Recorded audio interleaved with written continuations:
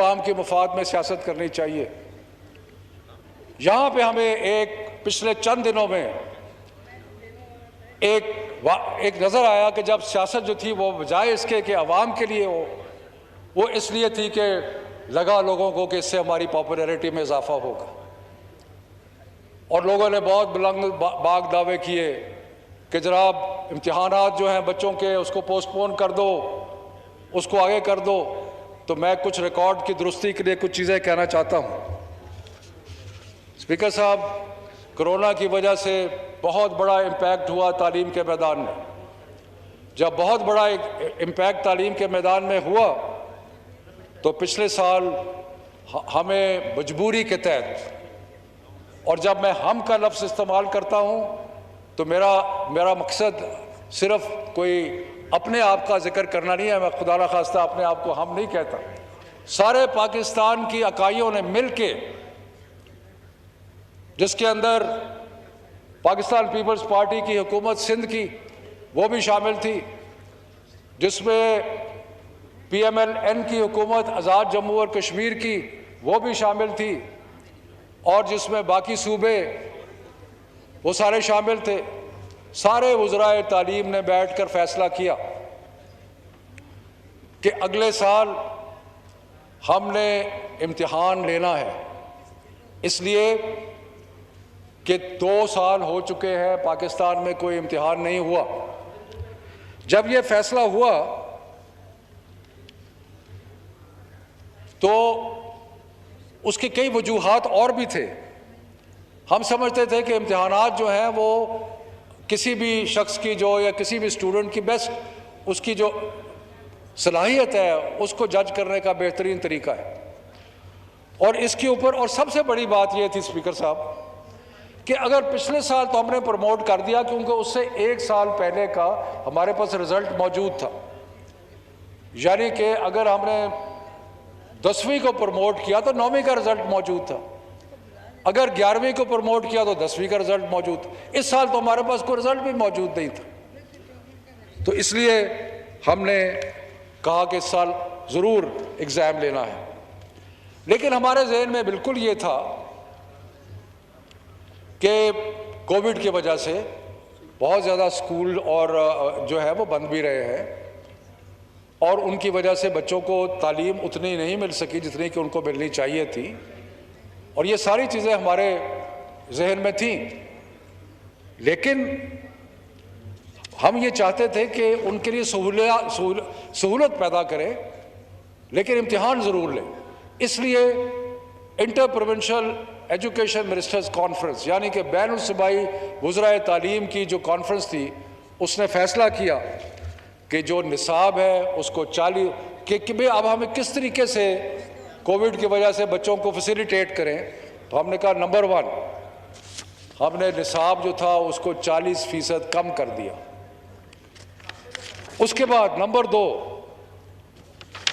जो इम्तिहान की तारीख होती थी वो आपको स्पीकर साहब बखूबी इल्म होगा कि एंड मार्च अर्ली अप्रैल में इम्तिहानात मैट्रिक के FA FSC के हो जाते थे। हमने वो तारीखें आगे करनी शुरू की। पहले हमने मई तक उसको पोस्टपोन किया, फिर 2 जून को हमने ऐलान किया, मैंने ऐलान किया कि अब हम इसको जुलाई में लेके जा रहे हैं। ये जो 3 महीने के लिए हमने पोस्टपोनमेंट की, ये इसलिए की कि हमारे ज़हन में था कि इनको बच्चों को मज़ीद तैयारी करने का टाइम मिल जाए।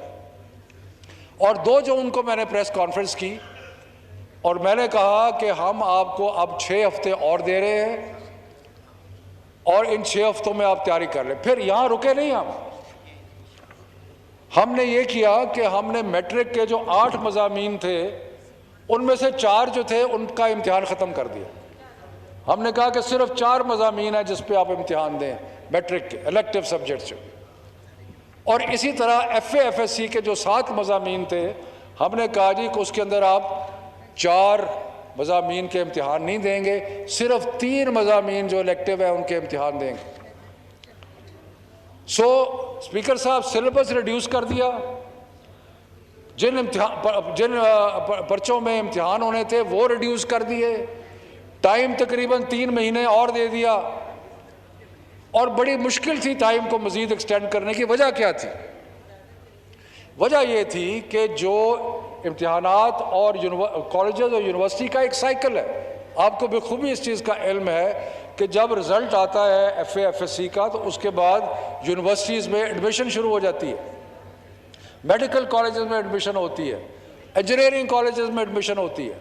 जितना एग्ज़ाम लेट होता रहता है उतनी एडमिशन जो होनी है वो मुश्किल हो जाती है। तो इसलिए ये सारी चीज़ों को मद्देनज़र रखते हुए हमने जुलाई तक एग्ज़ाम को 3 महीने पोस्टपोन किया, सब्जेक्ट्स रिड्यूस किए, सिलेबस रिड्यूस किया। अब उसके बाद बेशुमार बच्चे जो थे उन्होंने कहा कि जी इससे ज़्यादा जो आपने कर दिया इससे ज़्यादा नहीं होता, सिवाय चंद एक के जिनकी ख्वाहिश नहीं होती पढ़ने की। और मैं आपको एक चीज़ बताऊं कि इम्तिहान जो है हमारा मैं तो अपने बचपन की तरफ देखता हूँ, पढ़ाई हम उस वक्त करते थे जब इम्तिहान आता था। इम्तिहान से महीना 1.5 महीना पहले बैठ के तैयारी करनी शुरू कर देनी और मेहनत करनी और उसको दिन रात करके इम्तिहान को। अगर आप इम्तिहान नहीं लेंगे तो जो लड़के थोड़ा बहुत बच्चे पढ़ते हैं वो भी नहीं पढ़ना छोड़ देंगे। तो इसलिए ये जो इम्तिहान था इसके बहुत सारे मकासद थे जो हमारे जहन में थे, और उसमें एक मकसद ये था कि कुछ, क्योंकि तालीम का बहुत नुकसान हुआ था।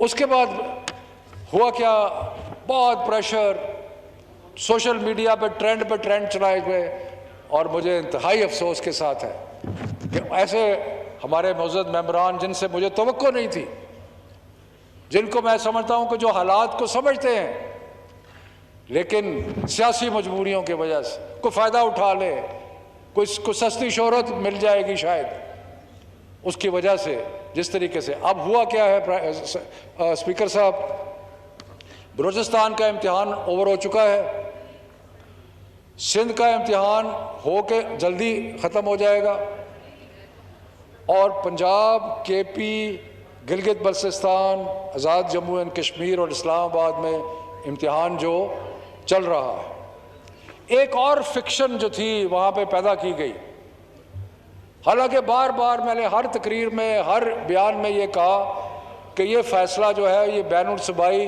वज़रा की जो कॉन्फ्रेंस है उसका है। उसकी वजह है स्पीकर साहब 30 बोर्ड है मुल्क में, उन 30 बोर्ड्स के अंदर वफाकी हुकूमत के अंदर एक बोर्ड है,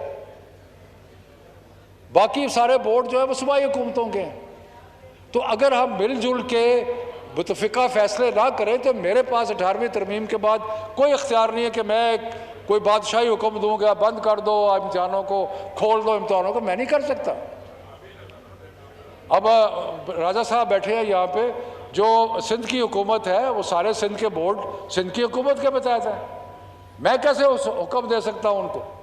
इसलिए हमने जितने भी फैसले किए वो मुतफ़िका तौर पे किए, मिलजुल के किए, लेकिन और सियासत से बाला तर होकर किए। इसलिए मुझे अफसोस है। और फिर कहा कि जी इम्तिहान का और टाइम दे दें, खुदा का खौफ करें, 3 महीने पहले दिए, सिलेबस रिड्यूस किया, और उसके बाद सब्जेक्ट एग्ज़ाम के रिड्यूस किए कि नहीं जी 6 हफ्ते और दे दें, सिर्फ इसलिए कि शायद वो बच्चों से कोई तालियां बजवाने के लिए। ये सियासत जो है इसको मैं बड़े स्ट्रांगली पुरजोर तरीके से कंडेम करता हूँ। और एक और चीज़, तो हर 3 महीने के बाद एक सप्लीमेंट्री एग्ज़ाम होता है। मैंने ये कहा कि जी अगर आपको समझते हैं कि आपको टाइम और चाहिए तो आप सप्लीमेंट्री दे दें। वो एक बुकरात है जो नहीं है मौजूद, उन्होंने कहा जी आपको पता ही नहीं है कि अगर वो इम्तिहान में फेल नहीं होता तो वो सप्लीमेंट, फॉर गॉड सेक, अगर आप इम्तिहान नहीं देते आपका एब्सेंट तस्वर होगा, आप सप्लीमेंट्री इम्तिहान दे सकते हैं। और वो कि नहीं जी नहीं, ये तो मुझे लिख के मौलाना साहब, और कहाँ जी आप पता नहीं कहीं गायब हो गए हैं और पता नहीं कहाँ हैं और पार्लियामेंट से भाग गए। मैं पार्लियामेंट से भागूँ जी, हमें इश्तिहार देना पड़ेगा। अब मैं क्या कहूँ कि इश्तिहारी तो वो है जो भागे हुए हैं, मैं तो इश्तिहारी नहीं हूँ जिनके इश्तिहार छप रहे हैं। स्पीकर साहब, अल्लाह के फजल करम से 95% बच्चे जो है वो इम्तिहान दे रहे हैं, 95%, और ये रूटीन के मुताबिक है। इसलिए ये एग्ज़ाम का सिलसिला चलता रहेगा। मैं सबसे अपने मौजूद मेंबरान से और जो कि खुदारा इस इशू पे सियासत ना करें, खुदारा ये सस्ती शोहरत को छोड़ दें और ये जो एक निज़ाम बड़ी मुश्किल से कोविड में हम चलाने की कोशिश कर रहे हैं, इसको चलने दें। अदरवाइज़ बच्चों को बहुत नुकसान होगा, उनकी तालीम के साथ ना खेलें और जो मर्जी सियासत करनी है करें, उनकी तालीम के साथ ना खेलें। बहुत मेहरबानी, शुक्रिया। राजा परवेज़ अशरफ साहब, राजा परवेज़ अशरफ साहब, जी प्लीज।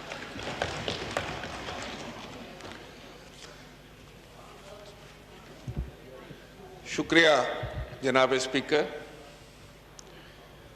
मैं आपको मशकूर हूँ कि आपने मुझे प्रेसिडेंशियल एड्रेस के हवाले से तकरीर करने का मौका फराहम किया।